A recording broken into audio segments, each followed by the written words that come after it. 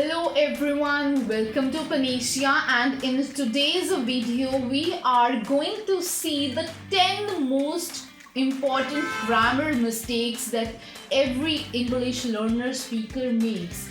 Either the person is at basic level to advanced level, everyone make this mistake. So if you don't see them, if you don't notice them, you become habitual to these mistakes and you make these mistakes in each and every sentence. So in today's video we are going to see these common grammar mistakes. So let's begin. So if I talk about the first most common grammar mistake, that is of articles. So articles are a, an and the.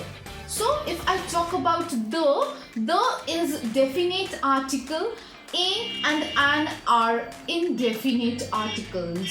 So how to differentiate between these two articles now? If I talk about a or an, these both are used before general noun and the article is used before the specific noun. So if I say example, can you pass me a sketch pen? Any sketch pen. I haven't mentioned which sketch pen. So if I say, can you pass me the purple sketch pen, I will pass this purple sketch pen to you. So we have to see that where to use a or an and where to use the article. So these are the simple things to keep in mind while choosing our article. Next, second most common grammar mistake, that is uncountable nouns. So basically in grammar there are two types of noun, that is countable and uncountable nouns. So we have to see that what are uncountable and what are countable nouns, so that we don't make mistakes and we fix our mistakes in uncountable nouns. So if I talk about countable nouns are quite easy. So for example, I say one mango or I say two cars. So these are quite easy as compared to uncountable nouns. And countable nouns are common nouns and they are both singular and plural as well. And if I talk about uncountable nouns, they are only in singular form. So have a look at them. For example, if I say, I have an mango for you, that means one mango. Next, if I say, I have a piece of advice for you, that means one advice for you. Right? So advice is here our uncountable noun. Next, if I say, I have many mangoes for you. Similarly, I have a few mangoes for you. I have a little advice for you. So these are small points to keep in mind while deciding whether the noun is uncountable or countable. So the third most common grammar mistake is irregular verbs. So if I talk about irregular verbs, there are two types of verbs, regular and irregular verbs. Irregular verbs are quite few in number as compared to regular verbs, and we cannot tell any logical reason behind why some verbs are irregular and why some verbs are regular. So this is the third most common grammar mistake that every English learner speaker makes. So we are on our fourth most common grammar mistake, that is of subject-verb agreement. Everything is in its title only, that is, there should be an agreement between the subject and the verb. If I say, that car looks expensive or those cars looks expensive. She is looking out the window. They are looking out the window. So we should know that which verb should be coming after our subject then, and that particular verb should be in agreement with our subject. and these bad habits can be fixed if we regularly work on them, and we know that we are making these grammar mistakes very common, and we have to fix them if we start working on them.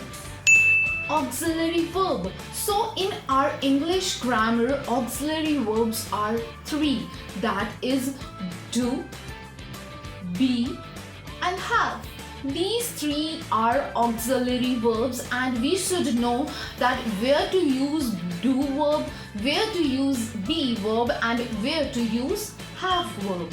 So if I talk about do is used in indefinite tenses.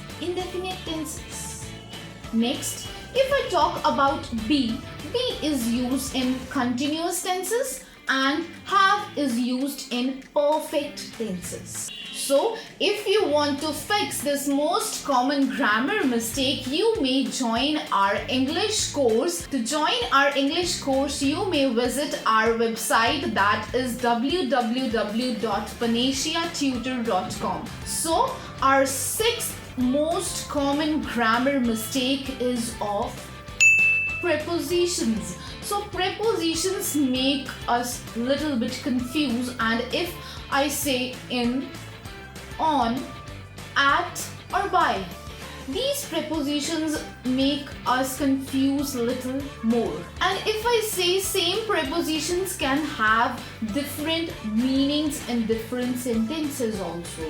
If I say your keys are at the car or your keys are in the car, here we see at and in. They make different meanings in the same sentence. And if I say you are at the school or you are in the school, these at and in means the same thing, that is you are in the school. So when you translate these prepositions from your native language to English, these preposition makes a little more problem for you. So to get them right, you need to practice. So the next most common grammar mistake is word order in questions.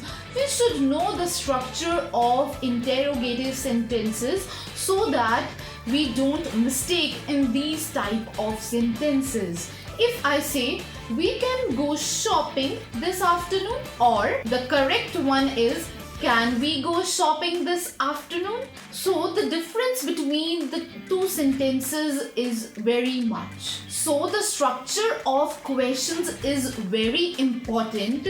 First comes the question word, then the auxiliary verb, then the subject, and at last the main verb. So this is our correct structure of the interrogative sentences. So we are on our eighth most common grammar mistake, that is of present perfect tense. So the structure of these kind of sentences is subject plus auxiliary verb plus the main verb, or you can say the past participle.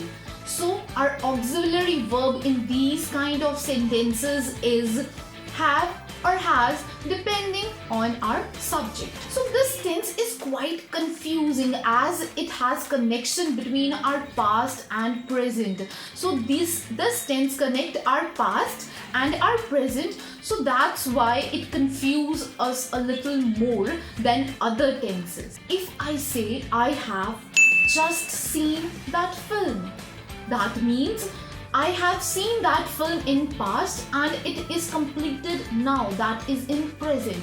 That means this particular tense have connection in past and present sentences. So this tense is quite complicated but commonly used tense. So you have to work and fix this mistake also. So our next most common grammar mistake is past indefinite tense versus present perfect tense. These two tenses confuse us a lot. We should know that what does past indefinite tense mean and what does the present perfect tense means. So if I say last month, that is finished time and it is past indefinite. And if I say this month is unfinished time and it is present perfect tense. So this is the little bit difference between these both the tenses. So we are on our 10th most common grammar mistake, that is of adjectives. And these adjectives ending with ed and with ing confuse little more than other adjectives. If I say I am interested and if I say I am interesting, so these two adjectives confuse us a little more as compared to other adjectives. So we have discussed the 10 most common grammar mistakes that every English learner makes. So what you have to do now is your task is to work on your mistakes and try to fix these mistakes. So how to fix these mistakes? You have to follow some steps and it is very easy. Step 1, you have to subscribe our channel. Next, step 2 is join PanaceaTutor.com, and these are the few simple steps you have to follow so that you can work on your mistakes and you can fix these mistakes. So this was all about today. I hope you will work on your mistakes and try to fix them. And now we will meet in next video learning some more tips regarding English grammar, and we will definitely work together on them.